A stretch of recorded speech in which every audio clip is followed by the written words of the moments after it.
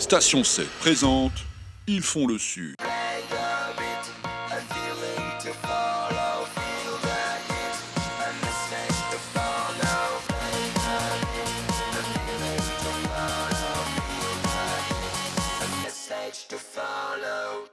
Bonjour et bienvenue sur LCM pour un nouveau numéro d'Ils font le Sud. Cette semaine, je reçois un parfait inconnu qui s'est lancé en politique il y a peu et comme il voulait être sûr de ne jamais être élu, il a choisi un nouveau parti qui n'est pas encore très connu non plus, loin s'en faut, puisqu'il s'agit du parti Nouvelle Donne.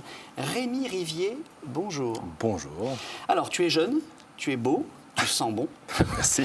Tu as un vrai métier puisque tu es kinésithérapeute. Tout à fait. Alors, ma première question va être simple. Pourquoi entrer en politique au pire moment alors que tous les Français se détournent des partis, que plus personne n'a confiance dans les hommes et les femmes politiques? Et justement, parce qu'en fait, plus personne n'a confiance en ce qui est mis en place et qu'il y a cette nouveauté de Nouvelle Donne qui est arrivée. Et moi, les idées qui ont été mises en avant, notamment sortir de la croissance, et aussi de, comment dirais-je, renouveler le paysage politique, le non-cumul des mandats dans le temps, des choses comme ça. Moi, c'était des choses que je n'avais jamais entendues. Et du coup, je me suis dit, allez, il faut se lancer, il faut arrêter de critiquer, de ne rien faire. Il faut y aller, il faut faire bouger les choses. C'est la première fois que tu t'engages en politique ou C'était la première fois, vraiment la première fois. Après, j'étais attiré par la chose politique, on va dire. Je suivais, etc. Mais après, je ne m'étais jamais dit un jour, j'irai et tout. Et là, je me suis dit, j'ai la trentaine, il faut arrêter de dire que ce qu'ils font, c'est nul ou c'est pas bien. Il faut y aller, voir pourquoi ils font ça et peut-être faire mieux. Tu votais ? Oui, je votais, j'ai toujours voté, plutôt à gauche. Donc, logiquement, c'est pour ça que je me retrouve plutôt à Nouvelle Donne que dans un autre parti. Mais c'est vraiment cette envie de faire bouger les choses et de montrer finalement que les jeunes ne se désintéressent pas de la vie politique, mais ils se désintéressent des politiciens qui sont en place. Parce qu'on a toujours les mêmes têtes depuis des années et ça commence à être fatigant.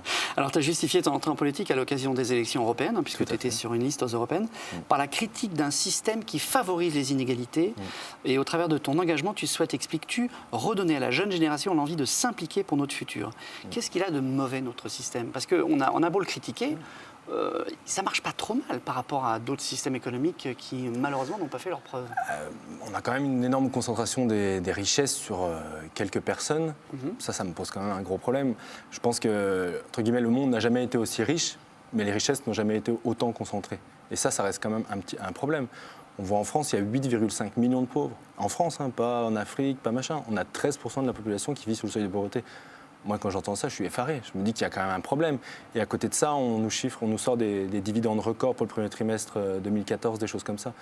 Moi, c'est là, en fait, que pour moi, ce système ne va plus. C'est qu'il manque d'une régulation, d'une répartition équitable des richesses. Sans aller à spolier les riches, et on n'est pas Robin des Bois, on ne va pas voler les riches pour donner aux pauvres, mais simplement réguler le système, en fait. Mais c'est peut-être là le problème.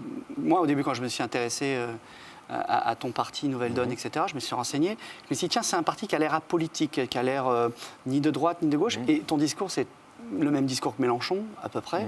Et donc, d'ailleurs, vous avez récupéré pas mal d'électeurs de Mélenchon, des déçus du mélenchonisme, pas mal d'électeurs d'Europe Écologie Les Verts, etc. Donc, etc. Finalement, vous n'êtes pas vraiment neutre. Vous n'êtes pas un nouveau parti, vous êtes un nouveau parti de gauche. On a quand même 50% des adhérents qui ont des gens qui, comme moi, n'avaient jamais adhéré. Donc ça montre quand même qu'il y a un discours qui est différent, qui fait que ces gens sont venus, parce que sinon ils ne seraient pas venus. Et je pense que ça, par exemple, c'est peut-être notamment le mode de désignation des candidats, le fonctionnement du parti. On veut que ça soit quelque chose de très démocratique. On n'a plus de fonctionnement pyramidal. On essaye d'avoir un fonctionnement transversal, que tout le monde puisse apporter sa pierre à l'édifice. Et on a l'impression que cette offre-là, elle existe. Entre le parti. Olivier Besancenot, c'est aussi comme ça qu'a organisé le parti. Il n'y a pas de chef, il n'y a pas de culture du chef. Donc, je ne sais pas, tu n'as pas trouvé à boire et à manger dans l'offre politique qui est en France. Moi, c'était vraiment ce qui m'avait séduit chez Nouvelle Donne, c'est cette C'est quoi la différence? Explique-moi la différence entre Nouvelle Donne et Mélenchon, Nouvelle Donne et Olivier Besancenot. En fait, les diagnostics sont les mêmes, mais pas les solutions finalement. Nous, on ne veut pas renverser le système capitaliste. On veut simplement le réguler. Ce que je disais tout à l'heure, il y a de l'argent, il faut simplement qu'on arrive à bien le redistribuer.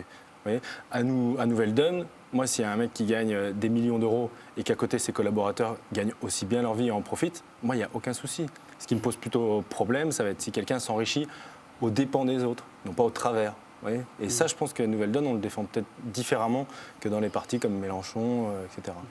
Et tu es d'accord aussi pour qu'un chef d'entreprise qui investit, qui prend un risque à un moment au début, un jour soit récompensé par... Aucun problème. Par contre, je ne suis pas d'accord quand il y a un fonds d'investissement qui va mettre de l'argent, qui va faire de la spéculation et qui va simplement revendre quelque chose. Moi, en tant que kiné, là, on est en train d'en parler dans le rapport de l'IGF, ce fameux rapport de Montebourg. Ils veulent ouvrir les capitaux des cabinets lambda. Et mon cabinet, par exemple, pourrait être racheté par un fonds d'investissement si on applique la loi telle qu'elle est faite, enfin celle qu'ils veulent mettre en place. Et on pourrait racheter tous les cabinets, hop, faire de la spéculation, puis essayer de les revendre 6 mois après. Enfin, du coup, moi, ce genre de système, ça ne me va pas. Enfin, alors, le parti Nouvelle Donne, est-ce que ce n'est pas un nouveau parti utopiste? Quand on lit votre programme, on voit que vous voulez 150 € de plus par mois dans une monnaie que vous appelez l'euro-franc. Vous voulez pénaliser la spéculation, investir 1000 milliards d'euros dans un plan climat, l'exonération de l'impôt sur les sociétés pendant 3 ans pour les PME. Tu as vu, j'ai bien lu le programme. Hein. Très bien. Est-ce que c'est pas utopiste tout ça? Vous savez bien que si vous faites ça en France, les capitaux étrangers vont aller ailleurs, vont fuir la France. Alors pas forcément, parce qu'il y a quand même un mouvement mondial là, qui est en train de se dessiner. On voit notamment aux États-Unis, ils sont en train de mettre en place des lois pour éviter l'exil fiscal. Peut-être que ça va arriver en France. On a quand même souvent un petit train de retard sur les États-Unis. Moi, j'espère que ça arrive en France. Et que justement, en fait, c'est pas qu'on empêche les gens de partir, mais c'est les entreprises de partir, mais c'est qu'on leur explique que c'est quand même bien finalement quand on est dans un pays d'y payer des charges pour contribuer à la vie sociale, pour contribuer aux finances du pays. Je pense qu'il faut simplement... Moi, c'est vraiment cette idée de régulation, tout simplement. Et après, pour revenir à l'exonération des PME, c'est très simple. À l'heure actuelle, les fonds d'aide à l'emploi vont pour toutes les grandes entreprises principalement, parce que c'est eux qui ont les moyens de récupérer cet argent.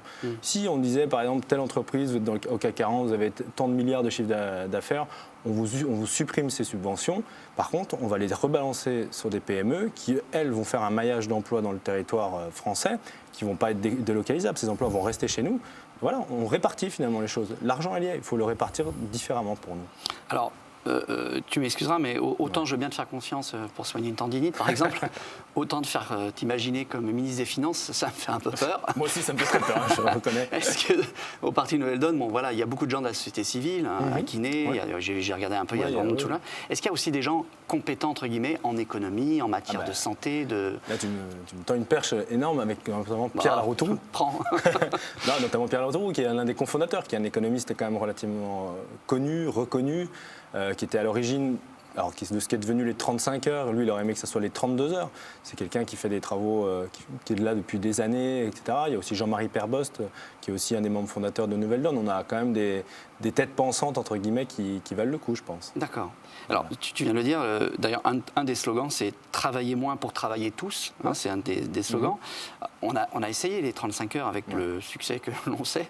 Une économie à la traîne, un recul des investissements en France. Et là, tu es en train de me parler de 32 heures. Est-ce que vous foncez pas dans le mur en 4 semaines? Combien ça coûte un chômeur à la société? Beaucoup.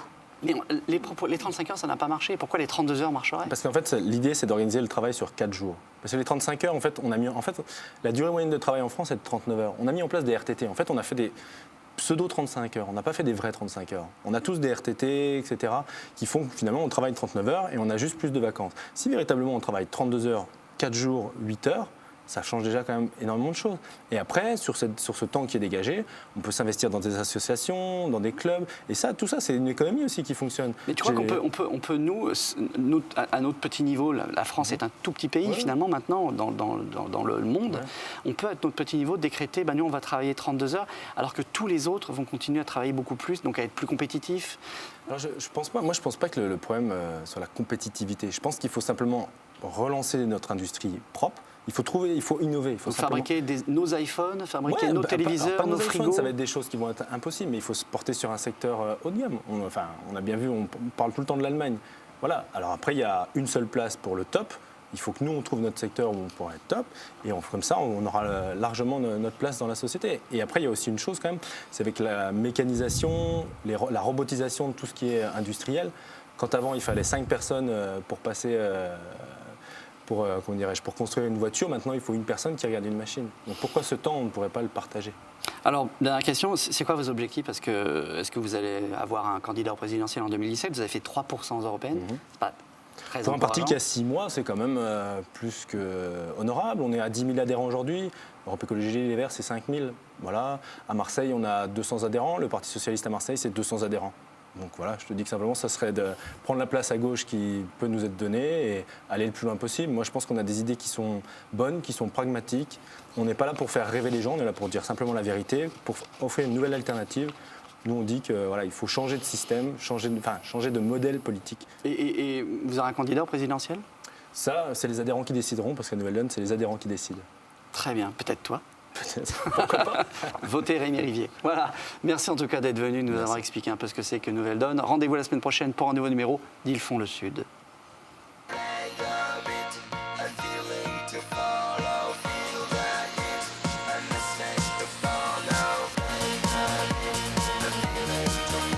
Pour revoir ce programme, lcm.fr.